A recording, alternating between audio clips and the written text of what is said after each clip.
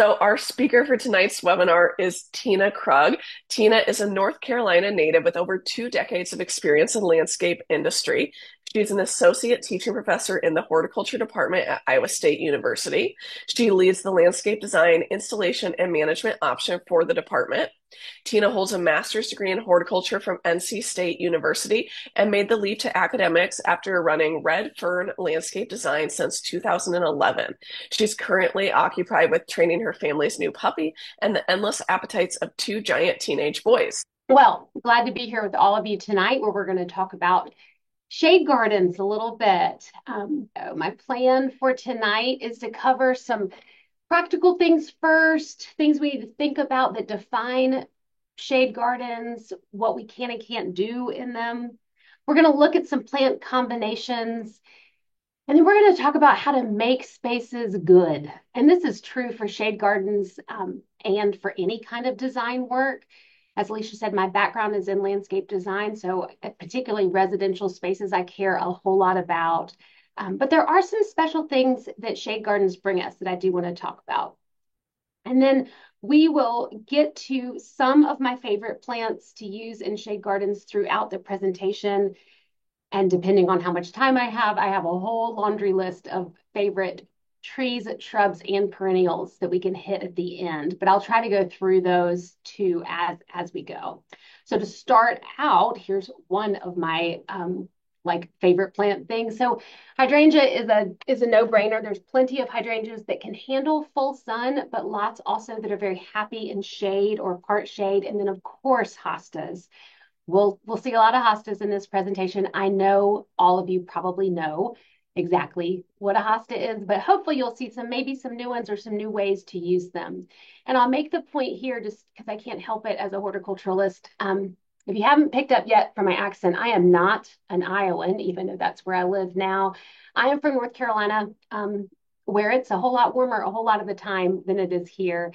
And I have found that even though Hydrangea macrophylla or big leaf hydrangea is often listed as hardy to zone 5, which is kind of the Ames, Des Moines area where I live and work, I just find it's not. For a lot of those plants that are Hydrangea macrophylla, I think that they are great perennials, but often will die back to the ground. But this is a big leaf hydrangea in this picture, so I just wanted to own that there, that they don't always stick around depending on where you are. And I know we have folks in Iowa and all over the place on this call.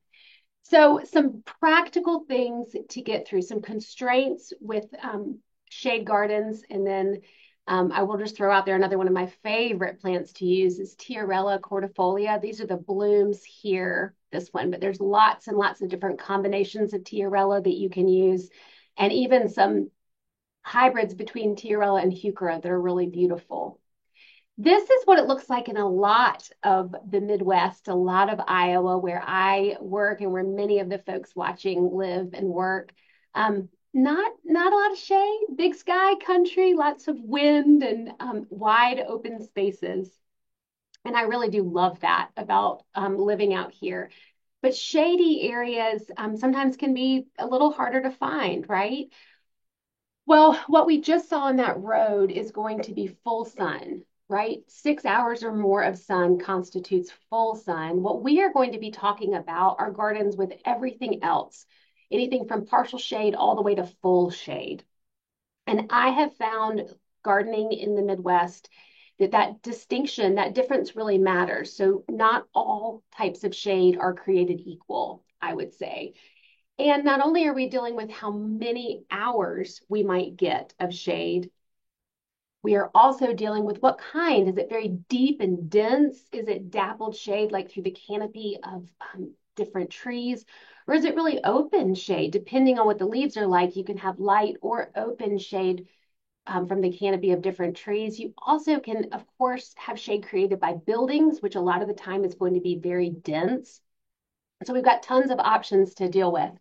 With these different types of shade, one plant thing that I thought of that was worth mentioning when we're talking about those practical matters is that a lot of our shade plants, I only have herbaceous plants shown here, perennials, but this is true of are woody woodland plants as well. Since naturally woodlands are where we get shade, right? These plants often bloom early. They are often our spring bloomers. And that is because we don't have the tree canopy leafed out. So the plants have evolved to be able to get up and get their blooms and reproductive stuff happening early in the season. And so what we end up with shade gardens often is a lot of spring flowers. And then we have the rest of the season, summer and fall, to come up with other ways to find interest. We're going to talk later about this, but flowers are not the only way to get beautiful gardens, but certainly they're a lovely way to do it. And the other thing with woodlands, because we're dealing with deciduous trees that are losing their leaves year after year after year, these plants have evolved in places with highly organic soil. And here in the Midwest, that's not always what we have. Prairies are where some of the areas where was prairies, then it was cornfields, and then it's new construction. We can end up with much leaner soil that isn't as high on organic matter. So if we have shady areas naturally on our sites, we can be okay and have the right soil for it. But most of us live in sites that have been disturbed in some way. So one thing to think about with the plants that you're choosing is what your soil quality is. And a lot of the plants that we love to use in shade gardens actually desire a really rich soil that we may not have for any number of reasons. I do a ton of design work with new construction. So even if there was good quality organic topsoil, it often has been removed and sold before the house has been built. And therefore, we may need to amend the soil. And then the other thing with woodland plants that is important is they are highly adaptable. If you can picture particularly that woodland edge, that is just a special place, a special little ecosystem. Trees will grow, a storm will come, big, huge branches will fall, or the whole tree itself will fall. And so we can have an area that can move from high sun back to really dense shade over time. And so woodland plants have evolved to be very, very adaptable. And so I've got a few examples here. Lungwort, one of my favorites, again, an early spring bloom, but what a color. And of course, with lungwort, we have really cool foliage later on as well. Centaurea is another woodland plant that I love. It actually likes its soil a little bit more on the lean side. If it's too rich soil, then it sort of poops out. In the middle there, I've already shown you guys the Tiarella, but then Echinacea I bring up as well. A lot of us might think of Echinacea as a full sun plant and even a prairie plant, but it actually is a plant that is found right at that woodland edge. So it can handle some shade, it can handle some sun. This particular cultivar in the image is Echinacea magnus, which is just really honestly happy to live just about anywhere. It maybe would be a weed if I didn't like it so much. So besides that woodland stuff, other practical things to think about is the different seasons. So these are going to be 3 different images of this front yard, and they are in different years. So yes, the plants have grown in, but here in April, you can see no leaves on the trees. The star magnolia is blooming, but this garden is full sun at this point in April. And then in May, depending on the year, of course, the trees leaf out earlier or later. But in May, you can see the oak's leaves are really pretty small still, and as are the leaves of the magnolia. So even in May, we still have got a full sun garden. But then in the summertime, you can't see the tree canopy here, but you can see the distinction in the background in this image. Full sun there up against the house where those hydrangeas are. And then this garden's area, the same space, is in very deep shade. So again, this is August 2024, so the plants also have grown up some. That is a point I'll make with a couple of different images I have of gardens that are different ages. I would just remind you guys, every gardener needs to be reminded of this, that it takes time for gardens to grow in. So that first top left image, 2021, all the way down to the one in 2024. The plants just also need time to come into their own. I'm also looking at it, this is my yard, and I'm thinking about how much has changed even since August of 2024 when I took this photo. And of course, like any gardener, I'm seeing plenty of work I need to do, weeds and anyway, all kinds of things. I can't look too close at it for too long. The other thing to think about with shade is the timing. So I grew up in North Carolina. I lived in New Hampshire for 7 or 8 years, and then I've been in Iowa for 9 years. And I will say, I think the Midwestern sun is substantially more intense, and it's definitely something to think about. So, most garden books will tell you that morning sun is less intense than afternoon sun. And I think that's true, but I also have found that morning sun in my Iowa garden is pretty darn intense. And so we've got the same basic area, again, probably different years that these pictures were taken, but you can see that morning sun in the top left picture, and then the garden is in shade in the afternoon. So some plants can thrive in that partial shade, 2 to 3 hours of direct sunlight, but not if they get it in the afternoon where it's more intense. Some plants can handle a few hours of afternoon sun if they're getting tons of shade in the morning. And again, depending on where you are, I think this is a case where gardening is a lot about editing and trial and error. And really knowing your site and knowing a microclimate, which may be a term that most of you know, but the idea of like overall, it's partial shade, partial sun, but then you may have different areas, different sections of that garden space that are far more full sun or far more shady, and different plants may thrive in those different areas. The last thing to think about when we're talking about shade is the difference in summer and winter.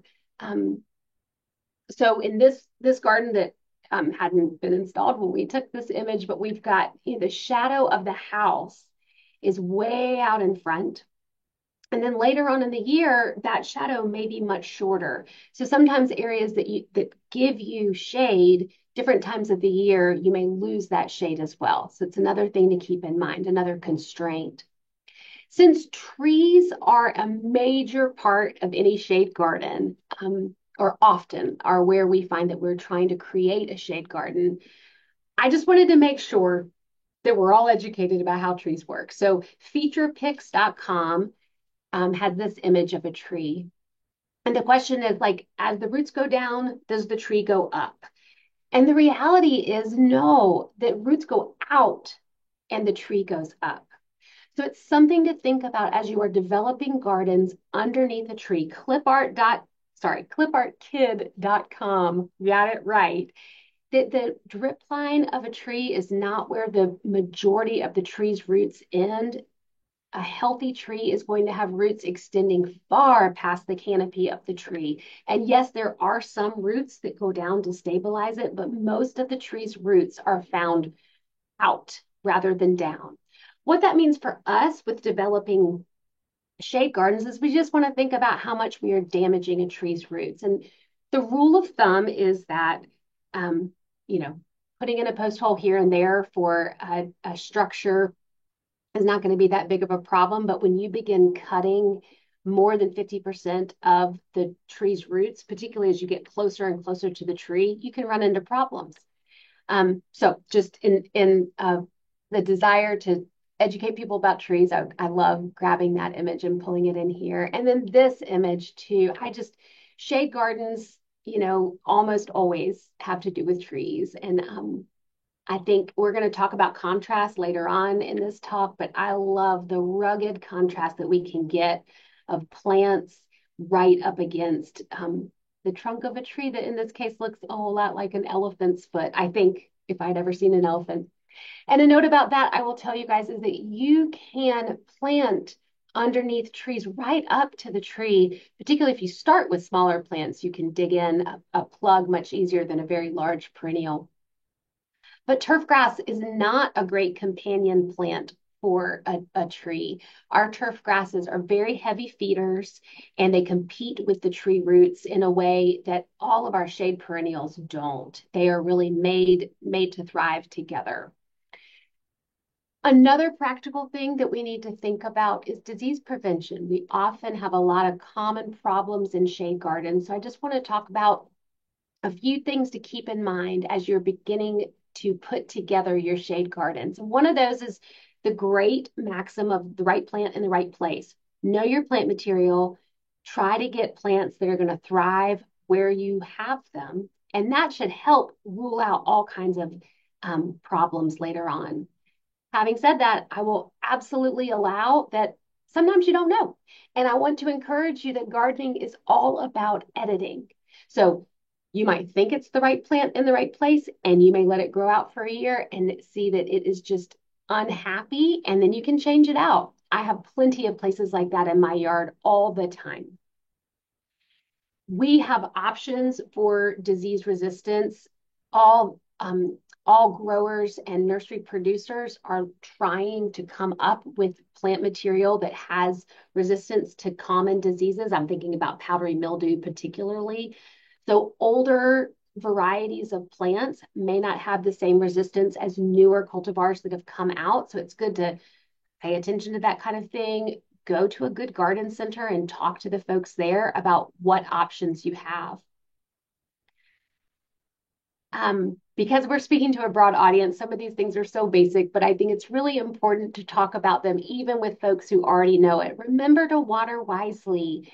And what I'm thinking about with shade gardens there is to water at the base of the plant. Water the soil, not the leaves. So we are going to have far fewer problems with foliar diseases if we get our water directly to the base of the plant in the soil. So think about soaker hoses.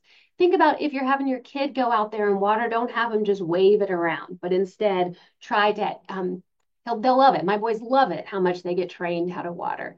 But anyway, you can run a sprinkler as you need to, but just keep in mind if you're going to do that, if you're going to end up getting the leaves wet, do that early in the day so that the leaves have time to dry out. We have humid nights here in Iowa, maybe not as humid as I am used to in North Carolina, but still pretty dank, humid nights. And wet, dark conditions are what fungal diseases just love. So if you're going to water with a sprinkler or something that is going to hit the foliage of the plants, the best rule of thumb is to do it early in the day. Give the plant time to dry off before nighttime. Along with that, improving air circulation, cutting back, pruning, opening plants up as needed. Maybe with that, I would just reinforce that gardening is an ongoing thing. It's all about editing and changing things around, and it's never done. There's no such thing as a no maintenance garden. Cleaning up in autumn, and I think the next one kind of goes together. It's a really good habit to get into to cut things back and then either chop them up or compost. And in the areas in my yard where I have just herbaceous or perennial plants, so not woody plants, I have an old lawnmower, an old push lawnmower. I mean, it's self-propelled. It has a whatever. It's not like like I grew up with like a push rotary one, but anyway, this is like it has a I don't know what you call it, motor engine. It propels itself, but I push it. And we just raise it up as high as it will go. And we just run the mower over everything. In fact, some of the gardens do have shrubs in them and we just sort of go around them. So that's what I do in the autumn, or depending on what it looks like in winter. Sometimes I leave a lot of things up for winter interest and then I mow it down in the springtime. So that, if you guys have never played around with that, that's a quick and easy way to take care of your gardens. But either way, cleaning things up, the perennials as they die back, there's nothing wrong with leaving it on in sight, but it is a good idea to chop it up into smaller pieces so that you don't end up with things getting matted together and allowing a place for disease problems to come in.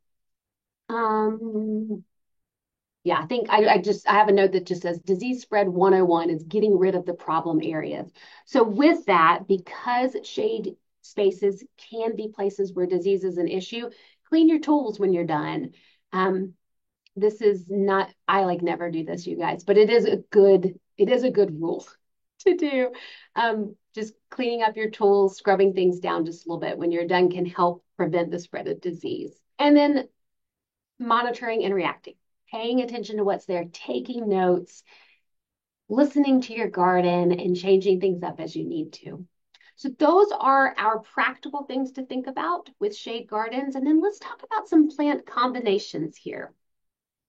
As promised, I think I have a number of images to kind of just walk through with you. So there are so many beautiful plant choices for shade. I find because we are dealing with combinations of texture and foliage and often a tighter color palette, like this blue and green that you see on the right-hand side, I think that shade gardens can be some of the most lovely spaces to work in.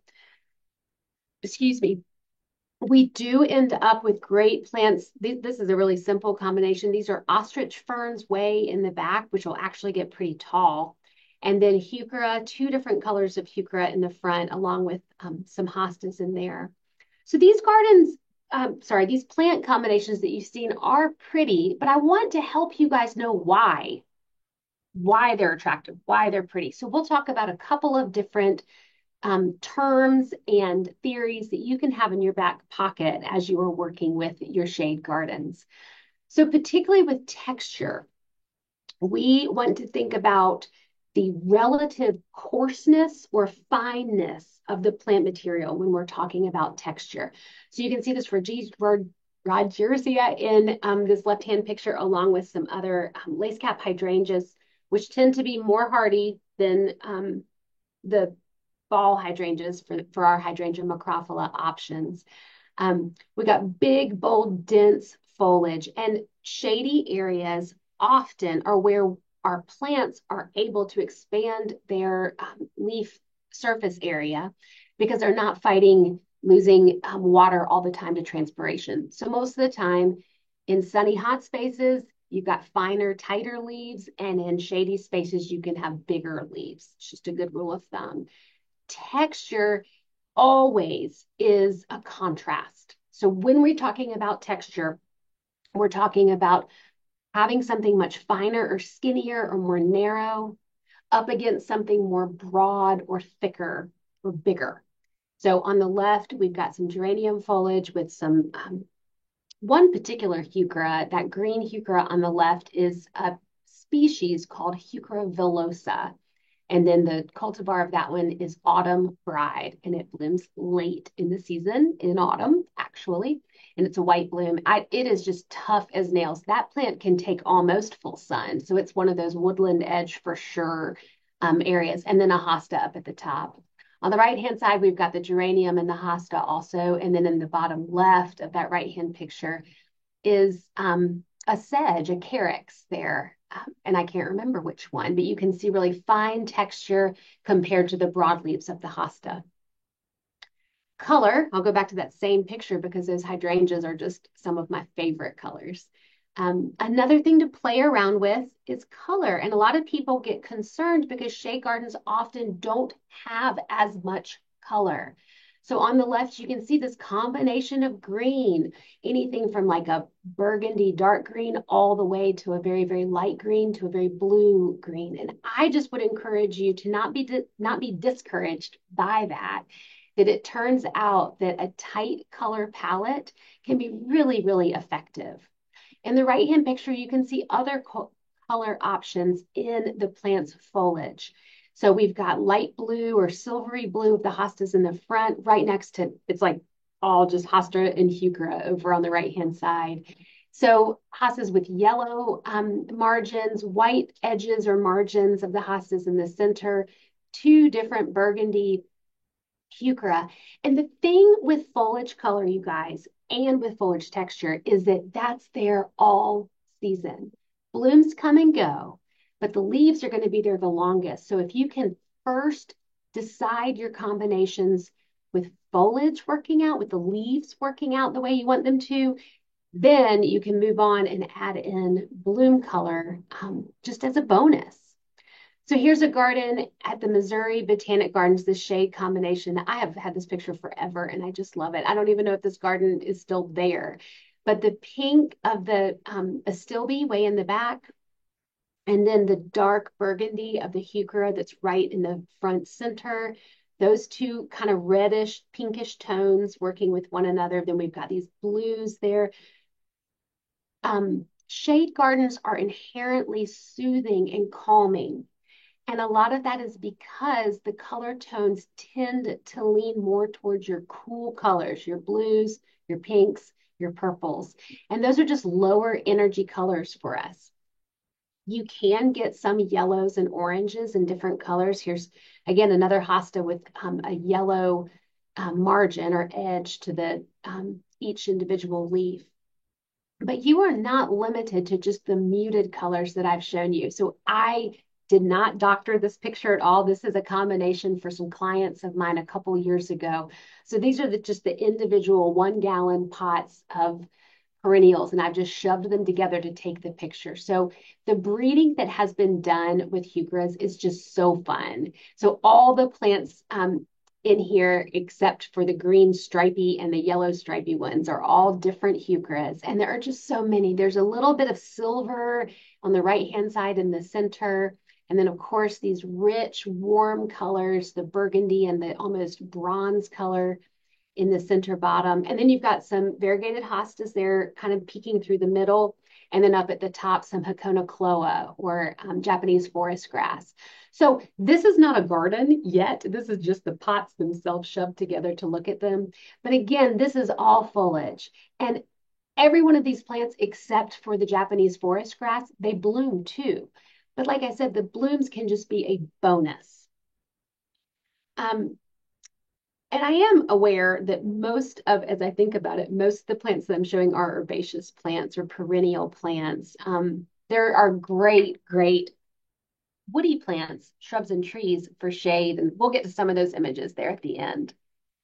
I also wanted to point out, because we are dealing often with overhead deciduous trees providing our shade, bulbs are a great thing to think about. Most of our spring bulbs have evolved to come up just like those spring perennials underneath our big shade trees. So there's some muscari there in this image combining with a perennial geranium. In this same image of that garden when it's young, so the plants are just coming up, but then we've got just a cacophony of bulbs right along the front entrance there. So some muscari or grape hyacinth, and then some daffodils as well. There are plenty of reblooming tulips. Some tulips don't, and they're still worth it, even if they don't regularly come back. But there's plenty of reblooming tulips. And then I guess these both are great. I'm a sucker for grape hyacinth. And here's why. With bulbs, I don't want to clean them up after they're done. And grape hyacinth, the leaves themselves kind of fall back down or get covered over by hostas and whatever else is going to come up in my shade gardens.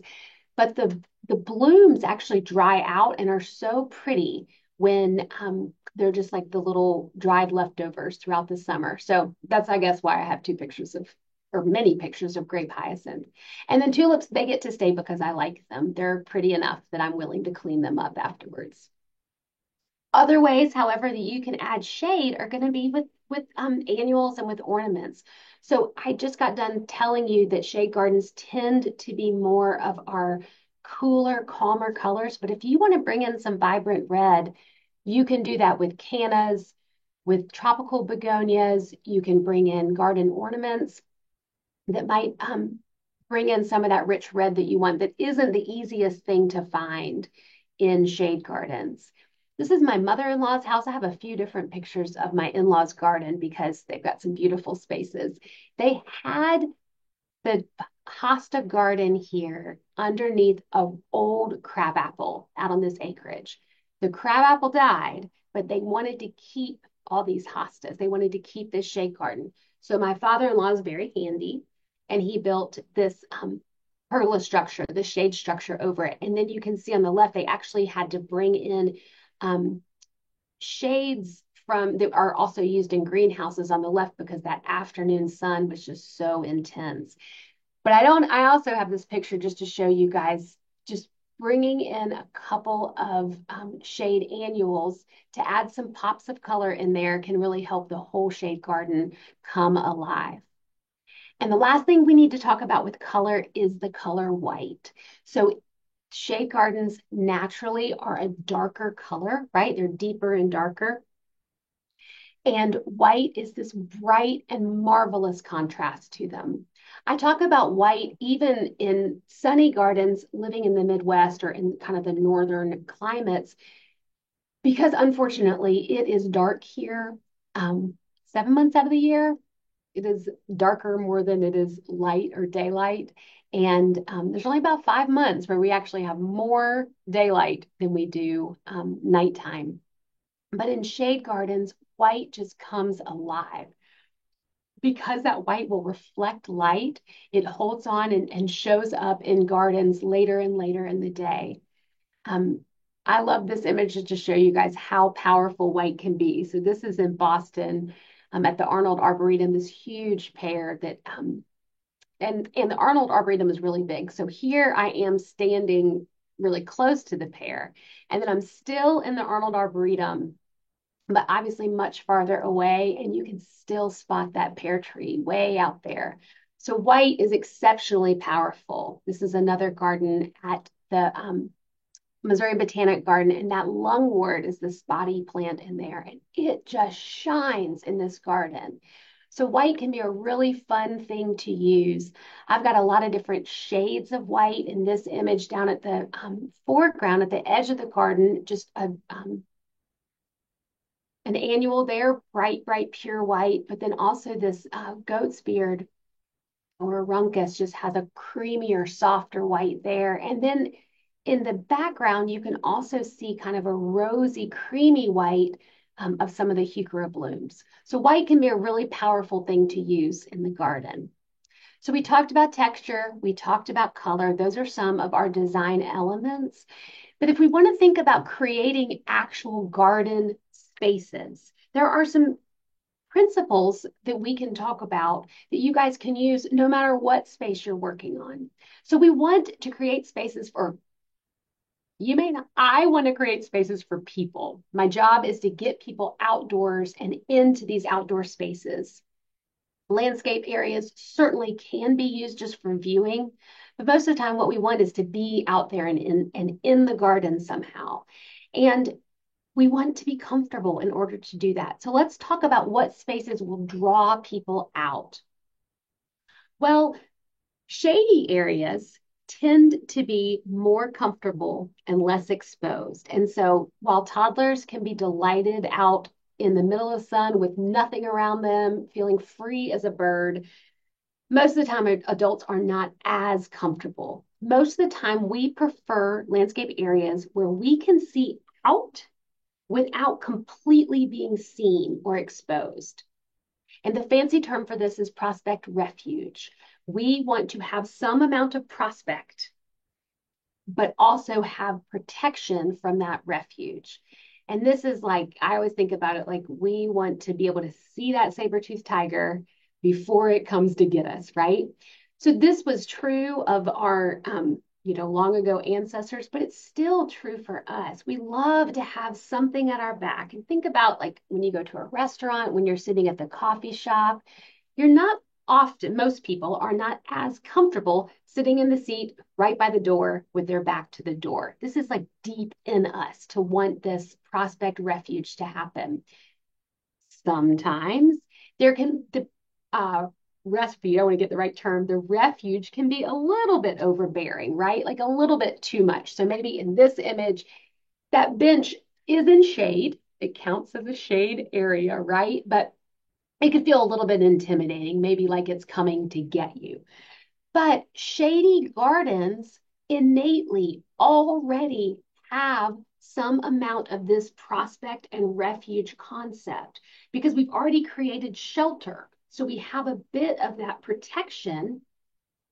And then most of the time, we're not 100% protected. So we have some refuge as well. So using those shade gardens with that prospect refuge concept in mind we can just see where naturally you've got the tree, you've got the overhead canopy, you've got the big, beautiful trunk of the tree. Adding in some seating right around it can be a wonderful space that just naturally deep in your body, it feels already comfortable for you. So here's a different garden space at my in-laws. And this is actually years ago. I don't think I have the date on there, but there was an ash tree that they're actually treating, so it's still standing out on their farm. But they created this pergola area because they had really very, very little shade. These trees have grown in and have created more and more. Over on the right-hand side of this image, you can see that shade structure over the hosta garden is brand new. So I think that my mouse will work. So you can see the lumber hasn't weathered at all. But this little pergola area is a favorite place for everybody out at their property. It has all these elements of prospect and refuge. And then up front in these young perennials, you guys can see color differences, you can see texture. So this is at least 12 years ago. And then since then, you can see a lot of the same plants. So there's that yellow hosta. Again, gardening is all about editing. So some things have come, some things have gone, but a lot of the same plants are there. They did expand the water feature. So the pond is a lot bigger, but you can see bright sunshine way off in the distance. And then this very sweet protected space here. And again, by definition, a shady area is going to have some of this protection for us. So keep in mind the idea of protection and defense, maybe is the right word, some kind of refuge, and then a good view out in front of it. So this is that same garden from a different perspective. And in this view, I don't see hardly any differences in color, right? It's just a bunch of green. I guess there's some water lilies that have a little bit of bloom, and then there's a tiny bit of color from the annuals in that basket. But really, this is just green on green on green, and it looks like a space that you would want to go, I think, to have an iced tea in the afternoon. The same idea happens on porches as well, where we have this shady area on the porch, and then you can see in the picture how bright the yard is out beyond the porch on this property. One thing that can happen with shade is that the shade or darkness itself can provide that refuge. So there's nothing behind those two chairs other than the dark forest. But from this vantage point anyway, it looks like a wall is right behind them. So those two chairs are able to look out over this little garden. And here's that same garden space from farther away. So you can see sunshine in the front. This is switchgrass, full sun on our side from the perspective of this picture, on our side of that arbor. And then back behind it is all shade over there. So besides prospect refuge, this picture helps bridge the gap to another theory that is really helpful to use, and that's landscape preference theory. And one of the elements of it that is so pertinent to shade gardens is mystery. So you can see this walkway here underneath that arbor, and it goes towards those chairs, and then you don't know where it goes next. Mystery is the sense that there is more to learn and explore, and it is a really important part of any good garden design. Human beings are just naturally curious, right? So this image on the left, the shade to the left. So sorry, the image is here, one image, but if you turn to the left past that tree, maybe my mouse can serve as a pointer, and the area gets darker there, there's just naturally some curiosity about what happens. If you go straight, full sun, you can see what's going on. But in the distance, the garden area gets a little bit darker. And we naturally, just human beings, naturally are curious about what is around the bend, what's going to happen next. We're stimulating curiosity and imagination. And this play of light and dark in garden spaces that are shaded help create that mystery there. One more little walkway right in between. This is obviously just right after the rain. One more like stepping stone area right into the garden. This can be just enough to pull people in.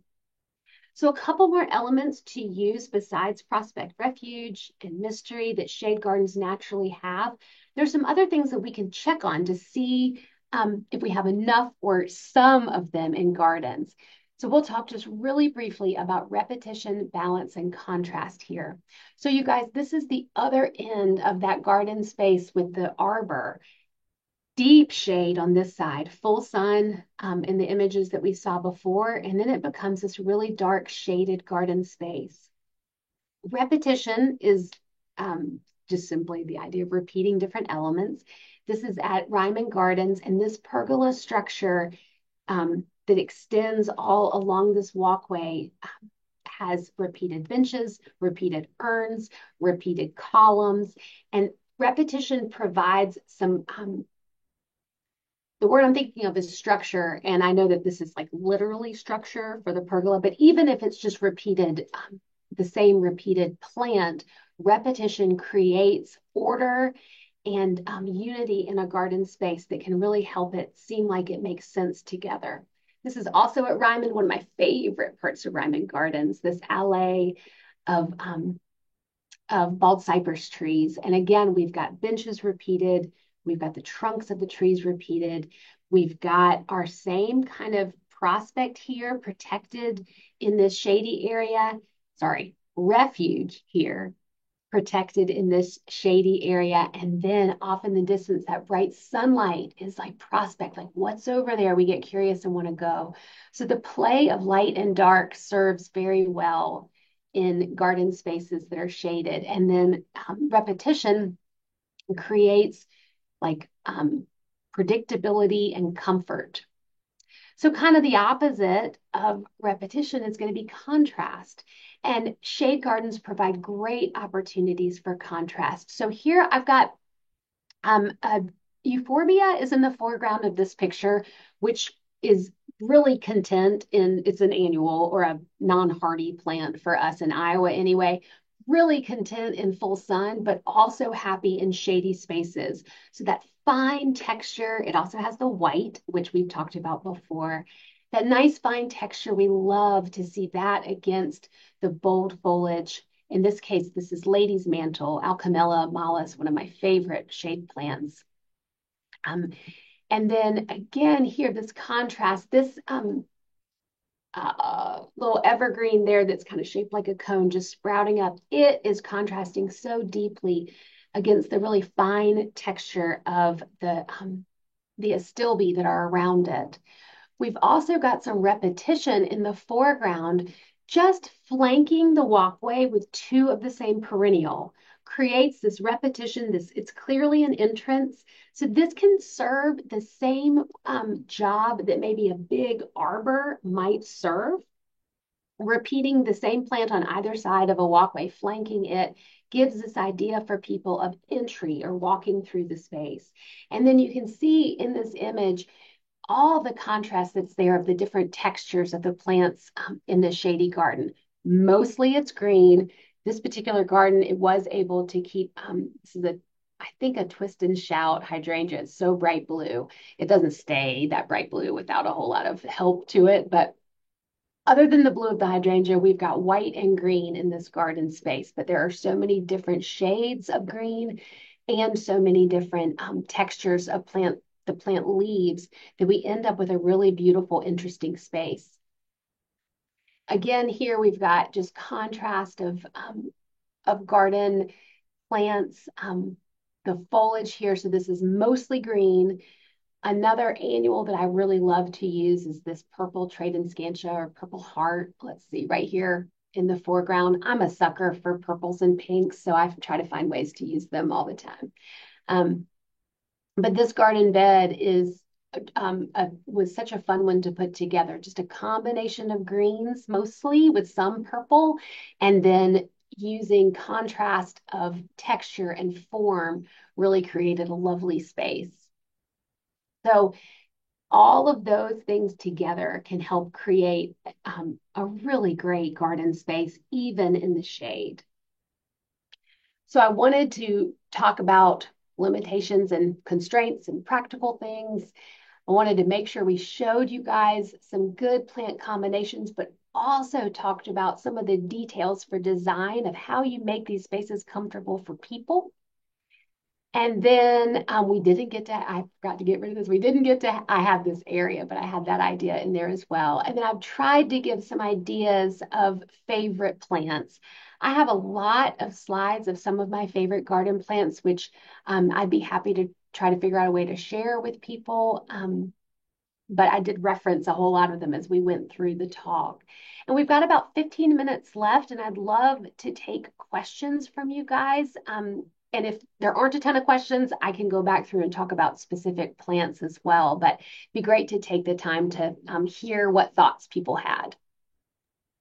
Yeah, thanks, Tina. So that was a great presentation, and it did bring up a lot of questions for people. So let's go ahead and get into some of our questions.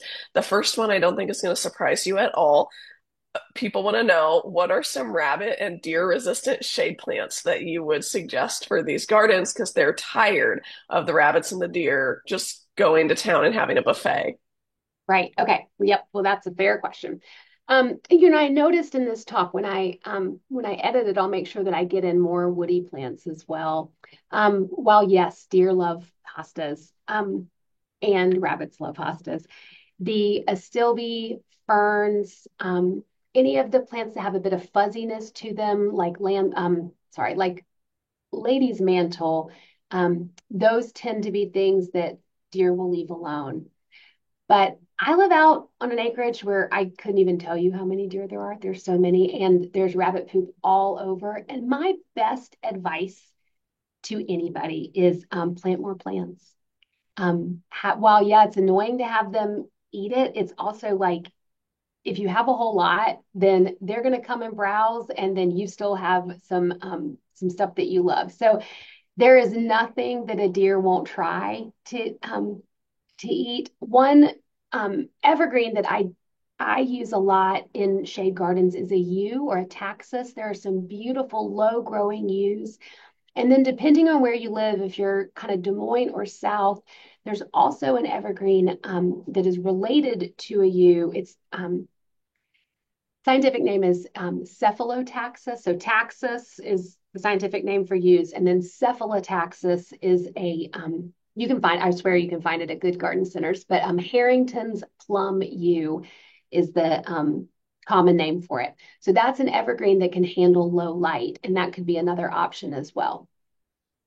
Okay, great. And you also mentioned, talking about woody plants, and someone was asking what are good shrubs for dense Yeah, shade.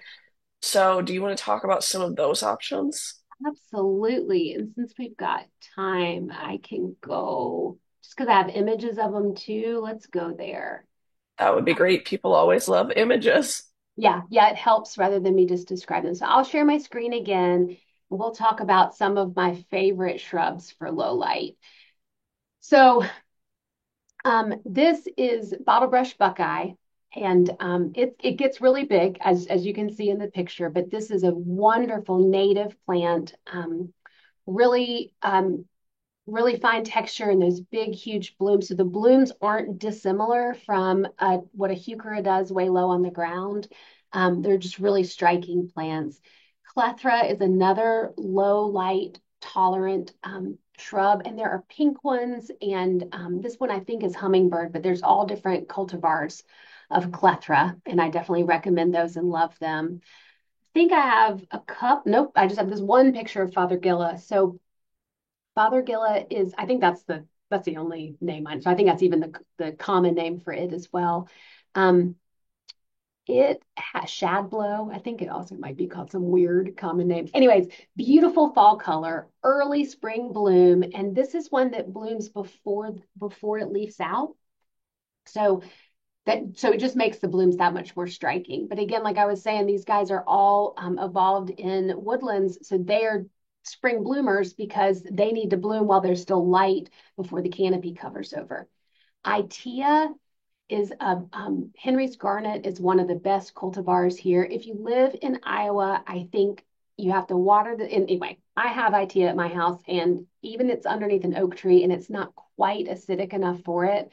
So it is a plant that I will amend the soil right around the shrub and definitely keep it watered, and that helps.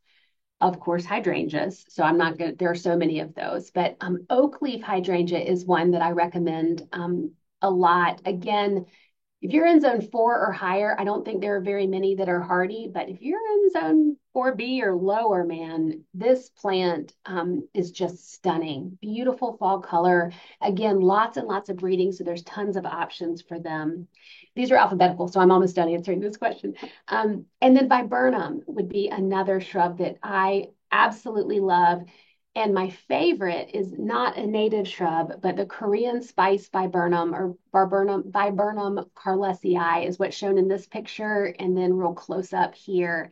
Um, I just really love fragrance. So there are so many viburnum that are hardy in all different zones, and I don't have a problem with deer browsing too much on them, but they will sometimes eat the like new buds right off of them. Whoops, so let me stop my share. There we go. Great. Then you also talked about planting things right up to the tree base and how obviously grass is not the best for that, which I'm sure anyone who owns a house or has a property with a tree on it or has gone to a property with a tree on it has seen those circles around the bases of trees where grass struggles to stay alive. But can Yes. you expand more on what can and can't be planted right up to the tree base? Yeah, I can. And I'm going to look really quick. I have an image of garden plugs. Here it is. Okay. Um, Hold on with the technology, you guys. I'm going to share my screen again and maybe just blow up this picture a little bit here. So, okay, Alicia's nodding, so I think you guys can see this. So garden plugs are becoming more and more available even in retail markets. So, um, the first answer to this question is that I honestly don't think that there's a perennial, I can't think of anything that I know of that would not be recommended other than our perennial lawn grasses. So all shade perennials that I can think of, you can just get right up against. I mean, it's, as much as you can dig, you can get up against the tree.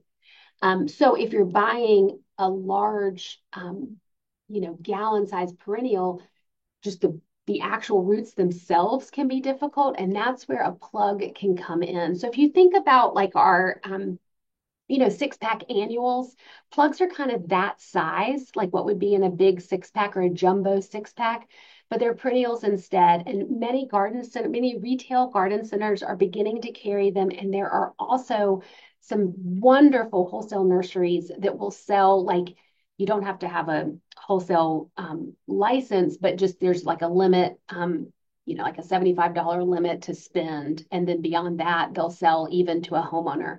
So Prairie Moon Nursery is in Minnesota. That's an option. And then North Creek Nursery in Pennsylvania, and they mail order. They come like via FedEx right to your house, like in a box. So plugs are a great choice if you're doing a large area. It's cheaper anyway. A lot of the gardens that I showed you guys were planted, all the herbaceous stuff was planted with plugs. But in terms of like how close to get to the tree, or I saw some of the just really fast looking, like a pine tree versus a black walnut versus an oak tree. I am not an expert in the black walnut situation, honestly. Like, this is a thing where I would say gardening is about editing. So try other things. Pine trees, though, we have pines on our property and oaks, and many woodland plants are able to handle lower pH. So I have not had any issue with any of the plants that I showed underneath pine trees. Yeah, and I wasn't going to bring it up, but since you said that, I am going to bring it up that um, Tina and I both attend Shade Tree Short Course, which is a great offering on campus where all the foremost tree experts from around the nation come to speak to us and teach people here in Iowa about trees. And there was a debate between some of the scientists about juglone and if it is actually as damaging to plants as we've been led to believe, or if it's more about the shade canopy of the tree. And there has been at least one scientist who has been studying whether or not it's actually the juglone. So I will just say that there is some debate in the scientific community. And so it's an interesting topic to delve Yeah. further into in your own research. Yeah.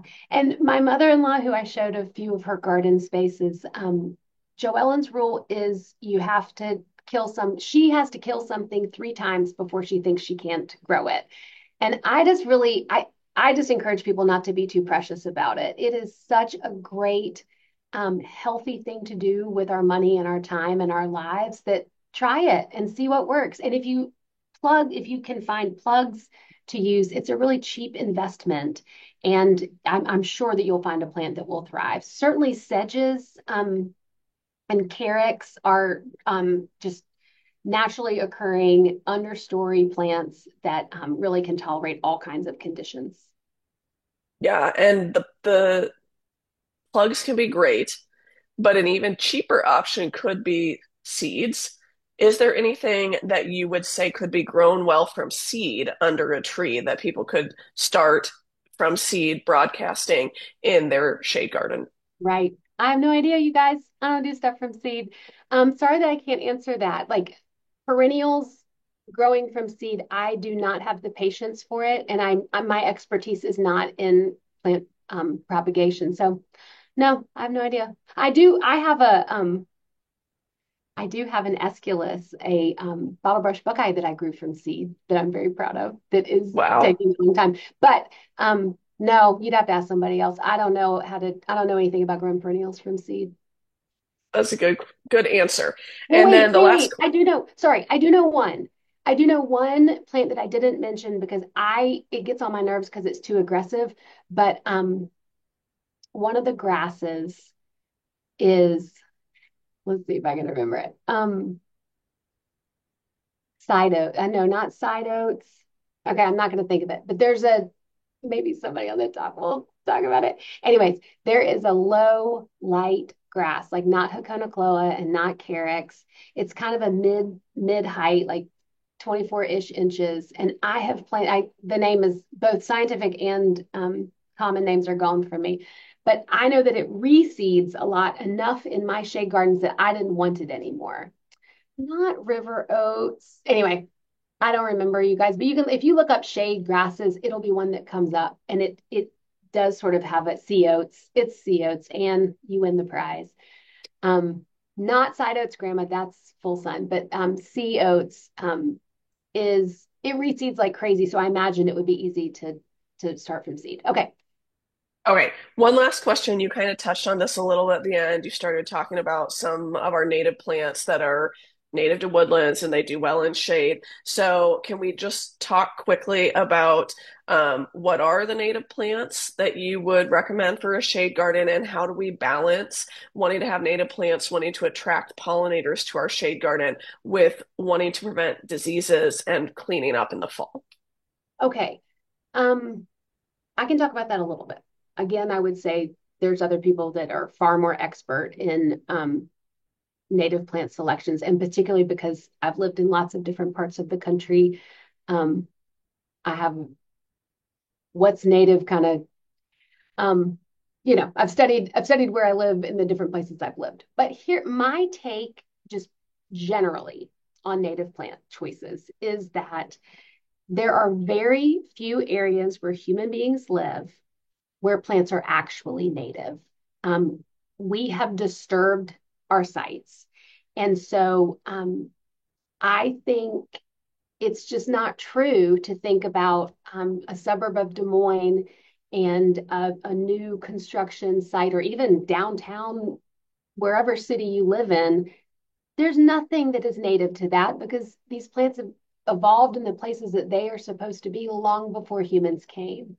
So I care very much about ecosystems. I really do. I promise, even though that answer may not sound like it. But I just also am realistic that there are lots and lots of plants that are um, may do well that did not evolve in the places that we're using them, and they still can be okay. Now, with that being said, I would recommend